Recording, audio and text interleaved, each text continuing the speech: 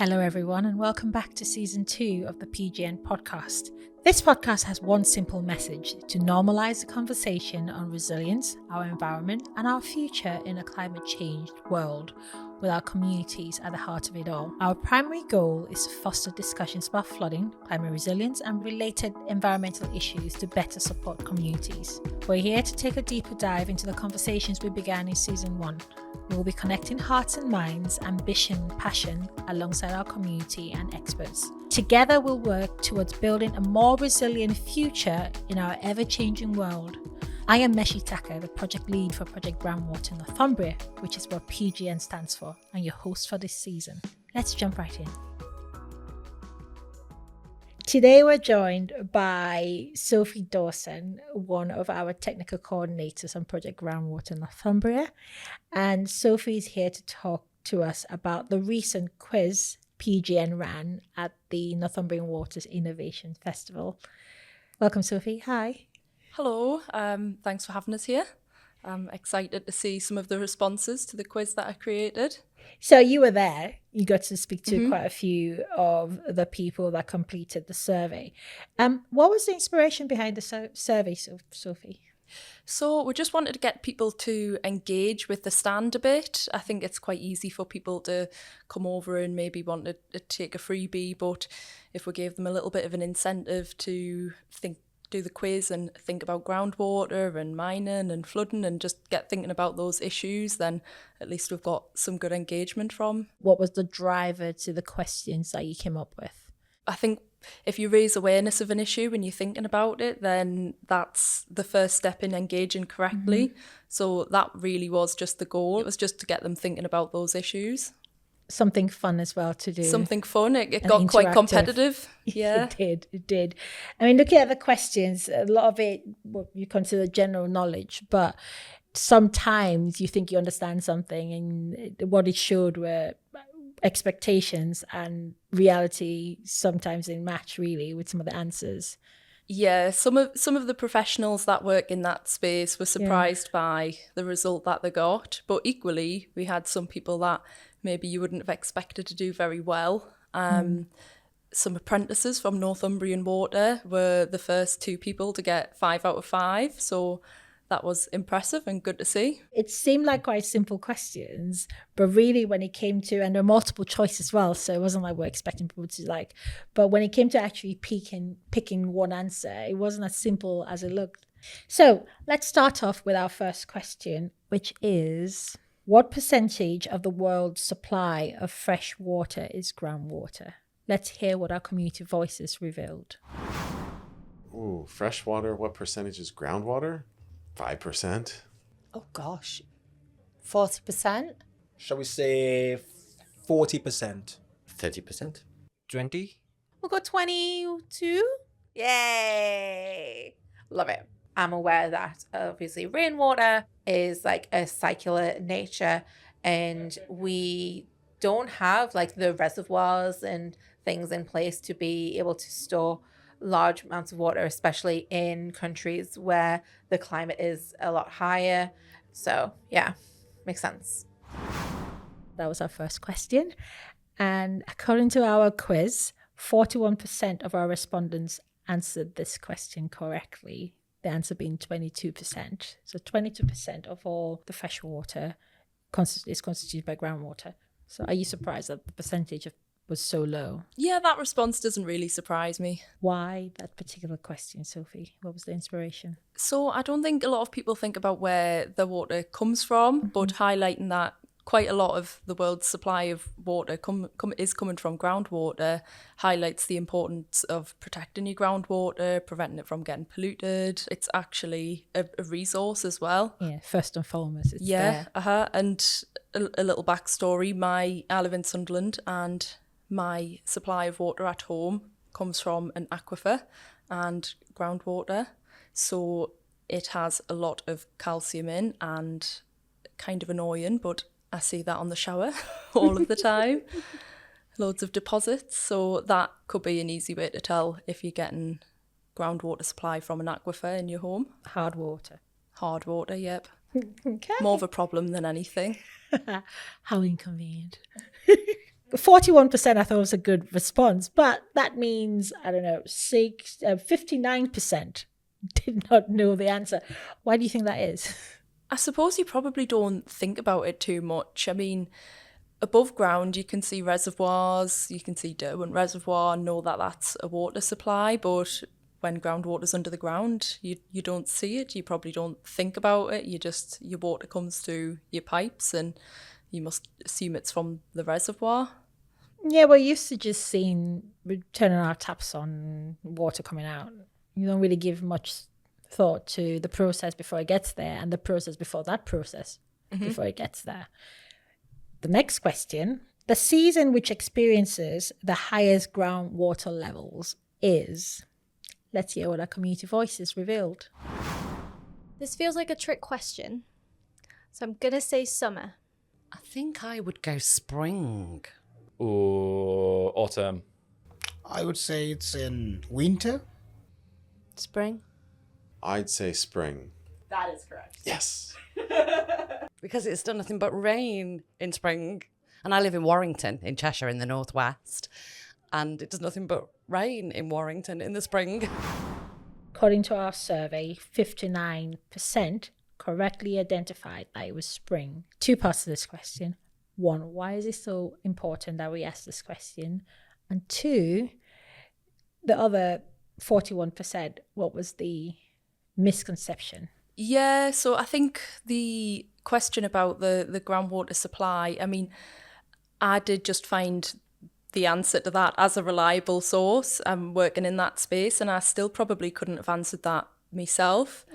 But the reason this question was included is because, quite rightly, the highest groundwater level is going to be the highest flood risk. And I think that a lot of the people that have got it right probably maybe work in the space. I think the other 40% that didn't get that right probably assumed that the peak season for groundwater, obviously you expect winter heavy rainfall and the groundwater is going to be higher, but not many people know that there's that delay for the groundwater to rise and be at its highest level in spring.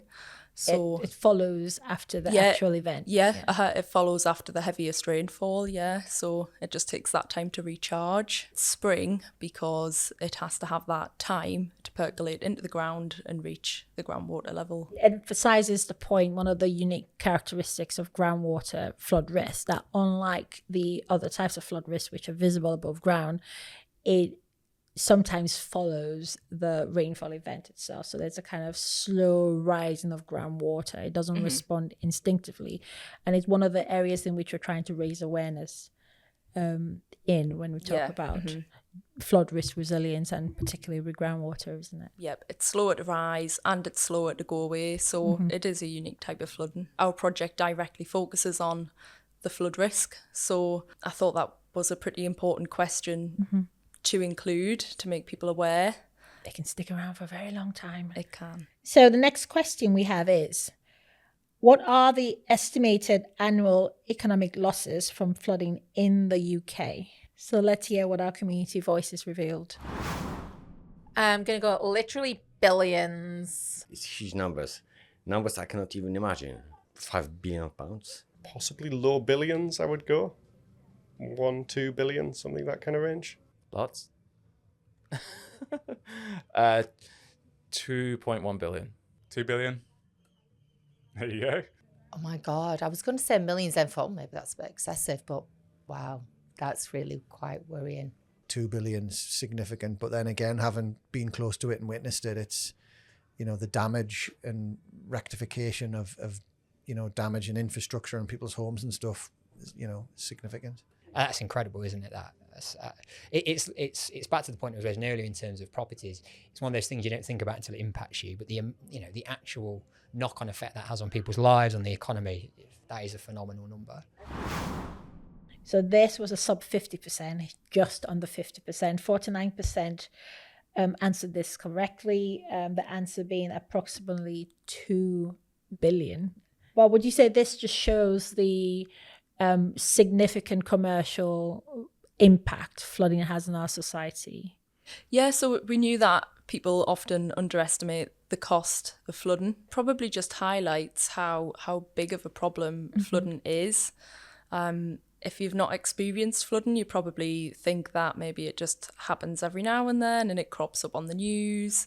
But a lot of people are experiencing that a lot more regularly, and it's causing damage to residential homes, businesses. It's a weird one because the next answer was like 39%, so it does appear to be quite spread. And there were two front runners, like 49%, 39%, the rest are like under 10%. So it perhaps shows that it's a bit of education in that space and more awareness around its true financial costs to our economy, to our societies, to our communities, because it feels a bit like out of sight, out of mind. So actually reminding us that there is a very costly element to flood impact is something for us to be a bit more self-aware about. Yeah, definitely. And I think it's hard to think about that kind of money. It's not a budget that many people work with really in a domestic situation, so it's really hard to picture how much that is. Yeah, 2 billion, it sounds like. Yeah. The next question is, evidence of coal mining in the UK has dated back as early as Roman times. So we only had two options, true or false. So let's see what our community voices revealed. I'm always positive, so true. Yeah, I'm gonna say that is true. Romans did a lot of digging. So let's say they found coal whilst they were doing it. Roman times. True. False. I'd say false. I'd say it dates back further than the Romans, isn't it? I'd have thought we were doing coal mining in the Anglo-Saxon times. Oh, hang on, I'm getting mixed up. That's post-Roman, isn't it? Yeah. True. That feels a little bit far, but do you know what? The Romans were pretty inventive, so I'm going to say yes. You are correct. Thank God! I've got one right! Whoop! True. I'm from the northeast of England, so there's a lot of heritage of mining in the area. And I know it was plentiful and close to the surface, so yeah, I can imagine it would have been used for quite a long time. True. We end up doing archaeological searches and checks, and everything that we build, we have to look at that. We've done a lot of stuff up the A1 corridor where it was the old Roman road. So we've had quite a lot of meetings with archaeologists, and I know salt works and mining and that is definitely something that they really big interest in. Wow, well, 92%, and we are in the northeast, so we expected that type of response. 92%. Yeah, so that really just shows that people are still proud of the mining legacy, still quite aware of our mining history, not only in the northeast, but across the entire of the UK. And that is very reflective of a regional identity, isn't it? Because I think the mining legacy is something that's very linked and ingrained into the region. Yeah, people that we talk to that come from mining backgrounds and mining families, when we're out doing engagement events, they're very proud of their mining heritage, and they don't want to forget it. They want to remember that. And the stories that we've spoken to loads of people from communities. Even at the Innovation Festival, we had quite a few people come up to us and tell us about the stories their parents told them and their parents' parents told them. So it's passed down generation to generation as well. Yeah. We were told a story by somebody in Kibblesworth at an engagement event of when the miners went on strike, and they kind of stopped up one of the local culverts and used it as a swimming pool. The final question of the quiz is, how many properties are at risk of flooding in the UK? So let's find out what our community voices revealed. This will be a guess, but I would say 3.6 million. Maybe not quite billions, but we'll go millions this time. Like, say, probably about 5 million. 500 million? I'm looking at about 1 million. I will say, and I'm probably wildly out, 120,000. 5? Seriously? 5 million? Yeah, it's devastating, isn't it, when you think about that? And you think about what that means for those communities. That's an incredible number. And, the amount of houses that are currently being built, where are these going? I think that's the worry, isn't it? That number only increases. But it's high in a developed economy like this. I think there should be mitigation so that those kind of property are reduced. A lot of that 5 million will not have any measures in place to protect them, or even aware that they are at risk. hopefully neither does their insurance, and so they are covered for flood insurance, because unfortunately once you are affected by flooding, then you're not necessarily then covered for flooding, which can lead a lot of people into a lot of financial difficulty. So this is based on flooding at risk from sea and rivers and main rivers. Only 30% of respondents got this correctly, the answer being 5.2 million. Was that surprising? It probably was, to be fair, but I suppose that it's revealed to us that people underestimate how many people are affected by flooding. So tailoring our engagement to kind of highlight the true cost and impact. Yeah, to homes to and make businesses. people aware that just because you haven't experienced flooding doesn't mean that it's not massive. Not many. Yeah, it's not a big problem. Yeah, obviously it's a bigger problem than what people are aware of. What's next, Sophie? What is the bigger vision? We're doing a lot now. Obviously, Project Groundwater Northumbria is only around for a certain period of time, so we run till 2027. And the findings from this, really, I know it's fun and interactive and competitive, but really there's a bigger ambition with the knowledge and sharing work stream around creating learning material and kind of support information from communities. That is the bigger picture, particularly given that we're trying to make groundwater more accessible, information on groundwater more accessible. So now that we've done this, and I mean, we've done a few rounds, but we started off at an innovation festival. We also covered it with our pop-up podcast, which we had on site as well. We have a number of other interaction points, don't we, with our communities? Yeah, obviously we go out and do in-person events face-to-face, which always get a really good response, especially from communities that experience flooding. Mm-hmm.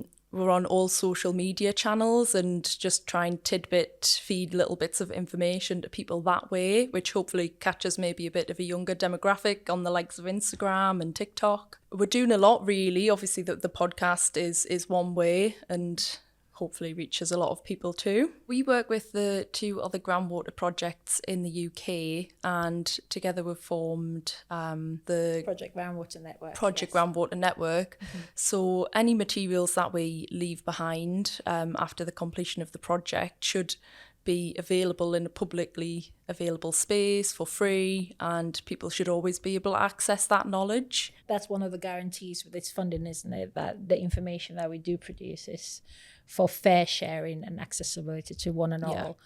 But there's also the partnerships with people like STEM UK and schools as well. Mm-hmm. Yeah. So we are also creating resources that go on a platform ran by STEM UK called Explorify, and that resource is available to teachers and, well, anybody really, but it's primarily used by teachers all across the UK who can log on, access these resources for free. We've got a lot of things in the project. We've got hydrogeology, we've got engineering, we've got all sorts, really. So technology developments as well. Yeah, there's so many things to choose from. So we'll see where that goes, and hopefully that'll be published by the new year.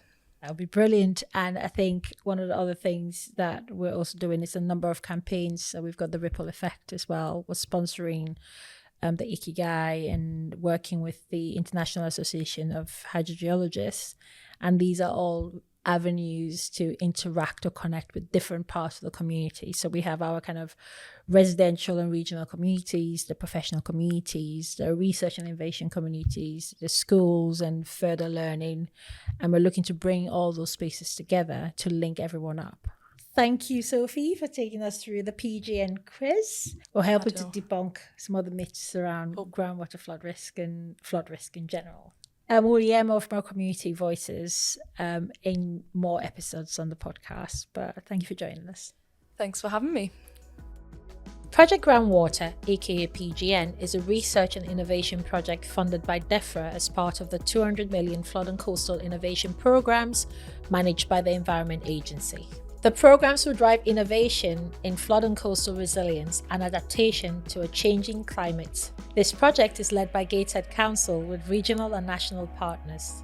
PGN aims to enhance community resilience by developing and creating, mapping, forecasting and warning systems with a focus on groundwater flood risk, particularly in former mining areas within the region, but also on a national scale.